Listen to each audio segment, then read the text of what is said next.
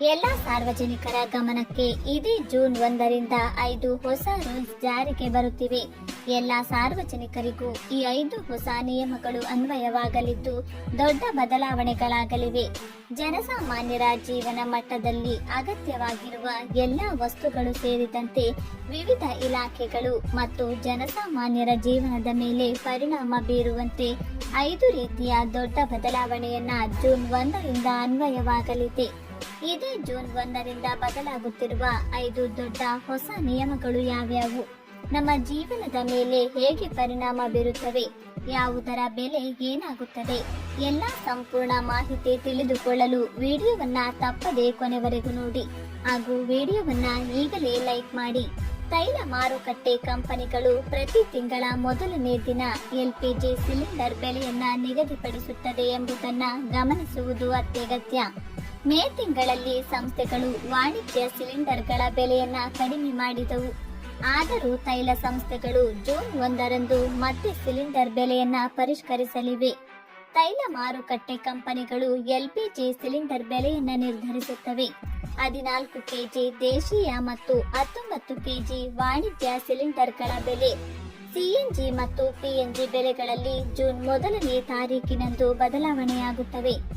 Reserve bank of India ಬಿಡುಗಡೆ ಮಾಡಿದ್ದ bank holiday ಪಟ್ಟಿಯ ಪ್ರಕಾರ ಜೂನ್ನಲ್ಲಿ 10 ದಿನಗಳವರೆಗೆ ಬ್ಯಾಂಕುಗಳು ಮುಚ್ಚಲ್ಪಡುತ್ತವೆ.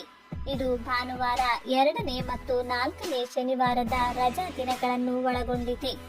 ಆದರೆ ಈ ರಜೆಗಳು ರಾಜ್ಯದಿಂದ ರಾಜ್ಯಕ್ಕೆ ಭಿನ್ನವಾಗಿರುತ್ತವೆ. ಹೊಸ ಡ್ರೈವಿಂಗ್ ಲೈಸೆನ್ಸ್ ನಿಯಮಗಳು ಜೂನ್ ತಿಂಗಳಿನಿಂದ ಅನ್ವಯವಾಗಲಿದೆ. ಹೊಸ ನಿಯಮದ ಪ್ರಕಾರ ಅತಿ ವೇಗದಲ್ಲಿ ವಾಹನ ಚಲಾಯಿಸಿದ್ರೆ 1000ರಿಂದ 2000 ರೂಪಾಯಿವರೆಗೆ ದಂಡ ತೆರಬೇಕಾಗಬಹುದು. ಅದೇ ಸಮಯದಲ್ಲಿ ಪರವಾನಗಿ ಇಲ್ಲದೆ ವಾಹನ ಚಲಾಯಿಸಿದ್ರೆ 500 ರೂಪಾಯಿ ದಂಡವನ್ನ ಪಾವತಿಸಬೇಕಾಗುತ್ತದೆ. ಇದಲ್ಲದೆ ಚಾಲಕ ಹೆಲ್ಮೆಟ್, ಸೀಟ್ ಬೆಲ್ಟ್ ಧರಿಸದೆ ವಾಹನ ಚಲಾಯಿಸಿದರೆ ದಂಡದ ಮೊತ್ತ ಈಗ ಇರುವುದಕ್ಕಿಂತ ಹೆಚ್ಚಾಗುತ್ತದೆ. ಭಾರತದಲ್ಲಿ ಡ್ರೈವಿಂಗ್ ಲೈಸೆನ್ಸ್ ಪಡೆಯಲು 18 ವರ್ಷ ಪೂರ್ಣಗೊಂಡಿರಬೇಕೆಂಬುದು ಹಳೆಯ ನಿಯಮ. ಹೊಸ ನಿಯಮಗಳ ಅಡಿಯಲ್ಲಿ ಅಪ್ರಾಪ್ತರು ವಾಹನ ಚಲಾಯಿಸಿದ್ರೆ 25,000 ರೂಪಾಯಿವರೆಗೆ ದಂಡ ವಿಧಿಸಲಾಗುತ್ತದೆ.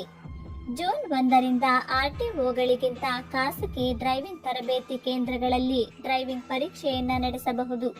ಅಲ್ಲದೆ ಅಪ್ರಾಪ್ತ ವಯಸ್ಕರು ಚಾಲನೆ ಮಾಡುವಾಗ ಅಪಘಾತ ಉಂಟು ಮಾಡಿದ್ರೆ ಅವರು 25 ವರ್ಷ ವಯಸ್ಸಿನವರೆಗೆ ಚಾಲನಾ ಪರವಾನಗಿಯನ್ನ ಪಡೆಯಲು ಅರ್ಹರಾಗಿರುವುದಿಲ್ಲ.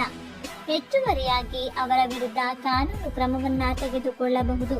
ಅವರ ಪೋಷಕರನ್ನ ಜೈಲಿಗೆ ಕಳುಹಿಸಲಾಗುತ್ತದೆ. ಜೂನ್ 14ರ ಮೊದಲು ಆಧಾರ್ ಕಾರ್ಡ್ ಅನ್ನ ನವೀಕರಿಸದಿದ್ರೆ ಮುಂದೆ ಸಮಸ್ಯೆಗಳನ್ನ ಎದುರಿಸಬೇಕಾಗಬಹುದು. ಸರಳವಾಗಿ ಹೇಳುವುದಾದ್ರೆ ಜೂನ್ 14ರ ಆನಂತರ ಆಧಾರ್ ಕಾರ್ಡ್ ನವೀಕರಿಸಲು ಶುಲ್ಕ ವಿಧಿಸಲಾಗುತ್ತದೆ.